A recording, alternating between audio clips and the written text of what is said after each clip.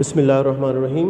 अस्सलाम वालेकुम dear student, मैं हूं आपका बायोलॉजी टीचर आलमगीर।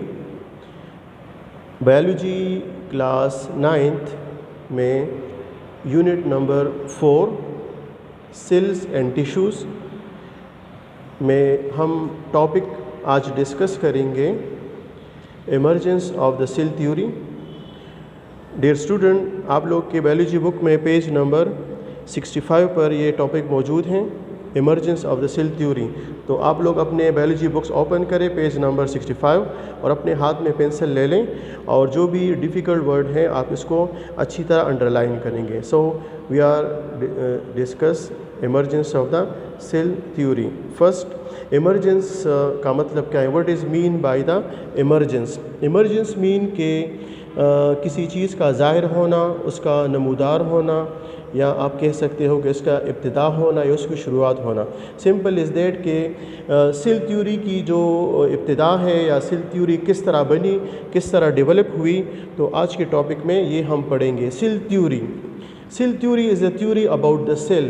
सेल जो है ये क्या चीज़ है, इसकी स्ट्रक्चर और फंक्शन किस तरह है, और ये किस तरह लिविंग ऑर्गेनिज़म को बनाता है, तो इसके बारे में थ्योरी है। जो मुख्तलिफ साइंटिस्ट उन्होंने जो भी इस पर काम किया माइक्रोस्कोप के ज़रिए, एक्सपेरिमेंट के ज़रिए, और उसके नतीजे में उन तमाम साइंटिस्ट के जितने भी वो ऑब्ज़र्वेशन है उसको यकजा करके, इसको इकट्ठा करके जो थ्योरी पेश की, उसको हम कहते हैं cell theory. So first of all चलो हम पहले देखते हैं कि ये सेल थ्योरी क्या है। आपके बुक में पेज नंबर 70 में आप देखें, ये जो ऊपर इसमें लिखा है कि cell theory was propose by Schwann and Schleiden. ये दो साइंटिस्ट थे, श्वान एंड स्क्लीडन। उन्होंने बाकी तमाम जितने साइंटिस्ट हैं जिन्होंने इस पर काम किया था उसके तमाम पॉइंट्स को, उसके तमाम ऑब्ज़र्वेशन को इकट्ठा किया, और ख़ुद उन्होंने जो भी ऑब्ज़र्वेशन की उन तमाम उसके जितने भी वो काम थे, उसकी ऑब्ज़र्वेशन थी, उसको इकट्ठा किया और उसको 3 पॉइंट्स मेन बनाए, और इसको आजकल हम कहते हैं सेल थ्योरी। अब जो मुख्तलिफ साइंटिस्ट ने इस पर पहले काम किया, इसमें अब देखें, एक इसमें है Robert Hooke, Anton van Leeuwenhoek, उसके अलावा Jean Baptiste, Robert Brown, Matthias Schleiden, Theodor Schwann, John Evangelista Purkinje, Rudolf Virchow और लुई पास्चर। ये मुख्तलिफ साइंटिस्ट हैं जिन्होंने मुख्तलिफ औकात में माइक्रोस्कोप के ज़रिए मुख्तलिफ सेल्स, लिविंग ऑर्गेनिज़म देखे और उस पर एक्सपेरिमेंट किए, और इन तमाम जो साइंटिस्ट हैं इसकी ऑब्ज़र्वेशन के नतीजे में फिर ये श्वान और स्क्लीडन ने ये सेल थ्योरी जो है ये पेश की। So let's discuss what are the 3 main points of the cell theory. Cell theory के जो 3 मेन पॉइंट्स हैं, आपको पता चले कि ये सेल थ्योरी किसने पेश की। ये पेश की है श्वान एंड स्क्लीडन। ये दो, एक बॉटनिस्ट था श्वान, और स्क्लीडन जो है ये जोलॉजिस्ट था। तो उन्होंने तमाम साइंटिस्ट के ऑब्ज़र्वेशन को कलेक्ट करके जो 3 पॉइंट्स पेश किए सेल थ्योरी के बारे में। So these are the 3 main points of the cell theory. First, all animals and plants are made up of cell and cell product. जितने भी एनिमल्स हैं, जितने भी प्लांट्स हैं, ये तमाम सेलों से बने होते हैं, और या सेल के जो प्रोडक्ट्स हैं। सेल के प्रोडक्ट्स का मतलब है कि सेल के अंदर जो फॉर एग्जांपल सेल मेम्ब्रेन है, साइटोप्लाज्म है, न्यूक्लियस हैं, इनसे बने होते हैं। Some organism are unicellular and some are multicellular. इसके अलावा ये जितने भी ऑर्गेनिज्म है तो उसमें से कुछ जो है वो यूनिसेलुलर होते हैं और कुछ ऑर्गेनिज्म आमतौर पर मल्टीसेलुलर होते हैं। कुछ एक सेल से बने होते हैं और कुछ जो है वो ज़्यादा सेलों से बने होते हैं। इसी तरह सेकेंड पॉइंट आप देखें, cells are the structural and functional unit of living organism. Cell क्या है? सेल लिविंग ऑर्गेनिज्म, एनिमल और प्लांट की स्ट्रक्चर भी इससे बनी है, जिसकी साख्त भी इससे बनी है, एंड फंक्शन, और उसके अंदर उस लिविंग ऑर्गेनिज्म के अंदर जो फंक्शन है वो भी इस सेल के ज़रिए होती है। Number 3, new cell arise from the pre existing cells by cell division. जब भी नए सेल बनेंगे तो वो पहले से मौजूद जो सेल है उससे बनेंगे, और जब वो पहले से मौजूद सेल जब डिवाइड होंगे तो उससे न्यू सेल जो है वो बनेंगे। So new cell arise from the pre existing, पहले से मौजूद सेलों से किस प्रोसेस के ज़रिए? सेल डिवीज़न के ज़रिए, प्रोसेस के ज़रिए ये बनते हैं। नाउ डियर स्टूडेंट, अभी हम डिस्कस करेंगे कि सेल थ्योरी के इमर्जेंस में इसके फार्मूलेट होने में, इसके डेवलप होने में जितने हिस्टोरिकल स्टेप्स हैं और जिन साइंटिस्ट ने इसमें एक रोल प्ले किया है, उसकी कंट्रीब्यूशन है, वो हम डिस्कस करेंगे। तो सेल थ्योरी के इमर्जेंस में जितने साइंटिस्ट ने कंट्रीब्यूशन किया है, जिन्होंने उसमें ख़ास काम किया है, तो उसमें नंबर 1 है Robert Hooke, number 2 Anton van Leeuwenhoek, number 3 है जीन बप्टिस्ट डी लामार्क, 4 है रॉबर्ट ब्राउन, 5th है मैथियस क्लीडन, 6th है थियोडर श्वान, 7th है जॉन इवेंगेलिस्टा परकेंजी, 8 है रूडोल्फ वर्चू और 9 है लुइस पास्चर। तो ये 9 मुख्तलिफ साइंटिस्ट हैं जिन्होंने माइक्रोस्कोप के ज़रिए और अपने एक्सपेरिमेंट के ज़रिए सेल्स को, माइक्रो ऑर्गेनिज़म को देखा और उसके नतीजे में आखिर में ये जो सेल थ्योरी है ये इसकी इमर्जेंस हुई या ये जो है डेवलप हुई। ठीक है, so we will discuss 1 by 1 in detail.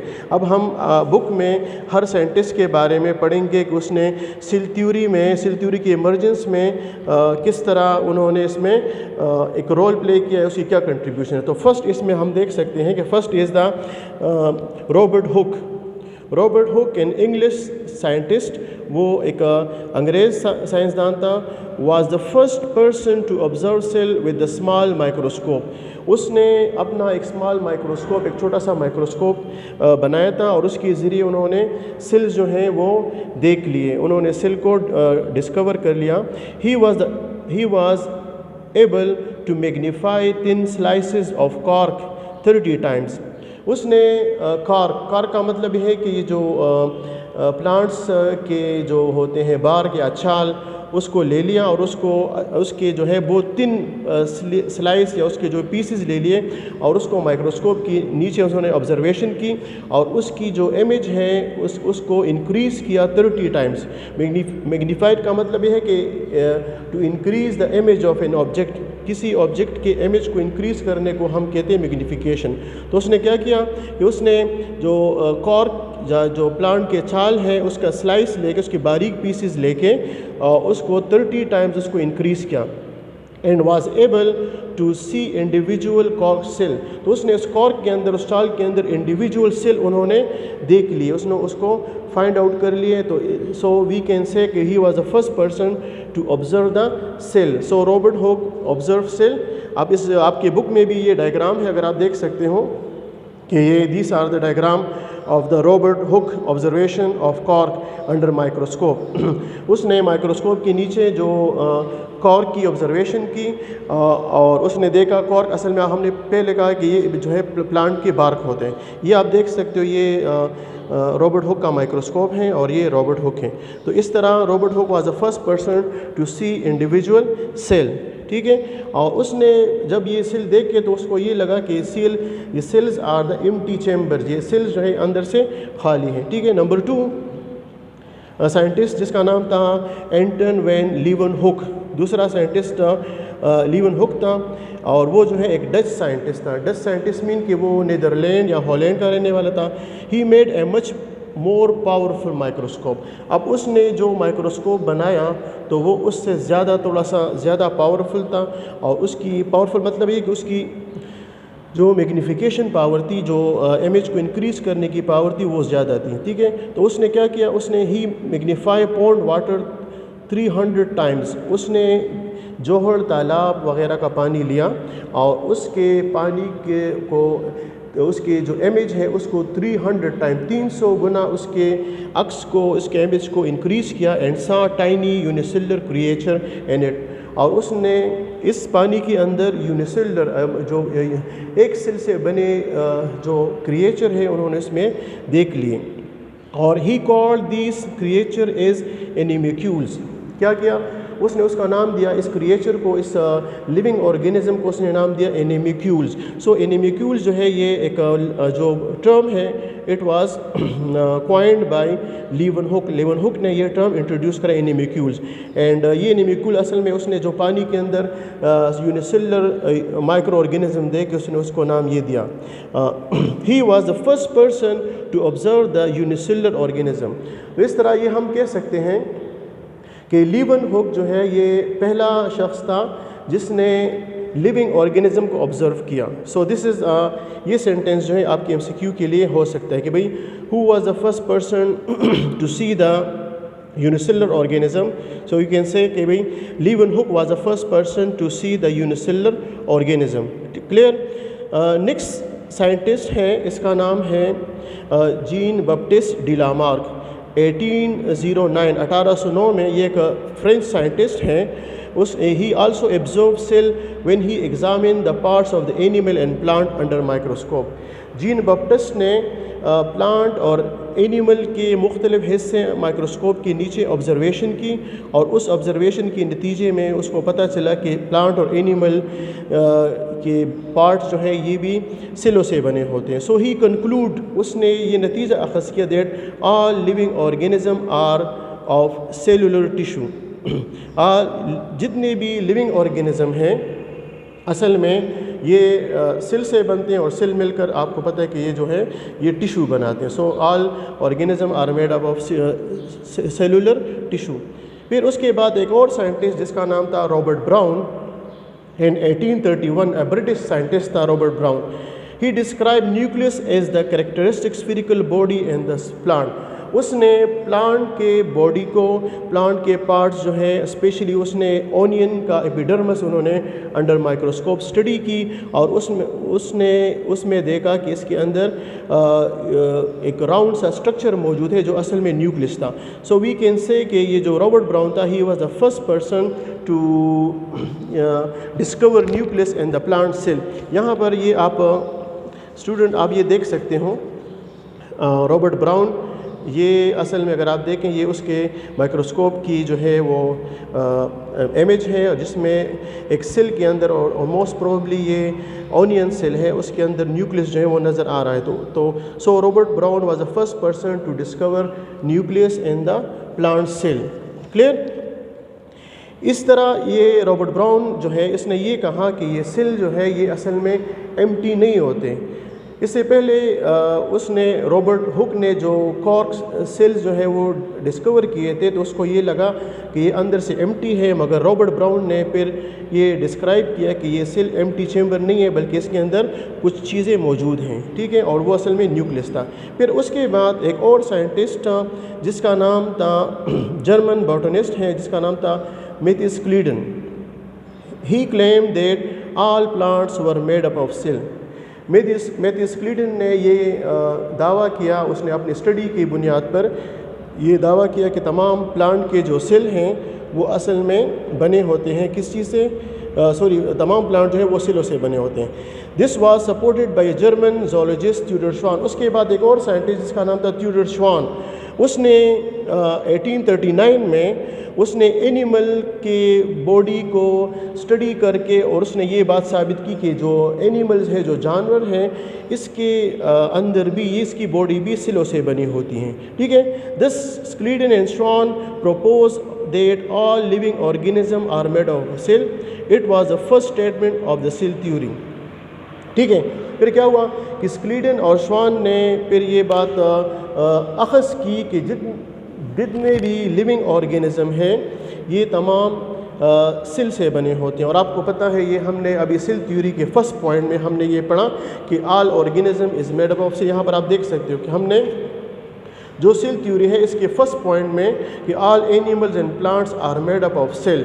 ٹھیک ہے. تو یہ پہلا پوائنٹ سیل تھیوری کا یہ کس نے ڈسکرائب کیا, یہ سکلیڈن اور شوان نے یہ فرسٹ پوائنٹ آف دا اس کا وہ ڈسکرائب کیا. ٹھیک ہے. اس کے بعد ایک اور سائنٹسٹ, ایک چیک سائنٹسٹ تھا 1839 میں جس کا نام تھا Jan Evangelista Purkinje. Jan Evangelista Purkinje give the name protoplasm to the fluid substance of the cell.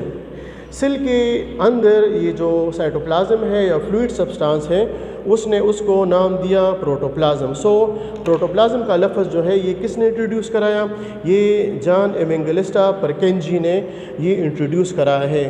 ٹھیک ہے, جو یہ آپ کے ذہن میں ہو. Next in 1855 German scientist Rudolf Virchow, ایک اور سائنٹسٹ تھا, جرمن سائنٹسٹ تھا 1855 میں جس کا نام تھا روڈولف ویرچو. یہ تقریباً اس نے یہ بات کہی کہ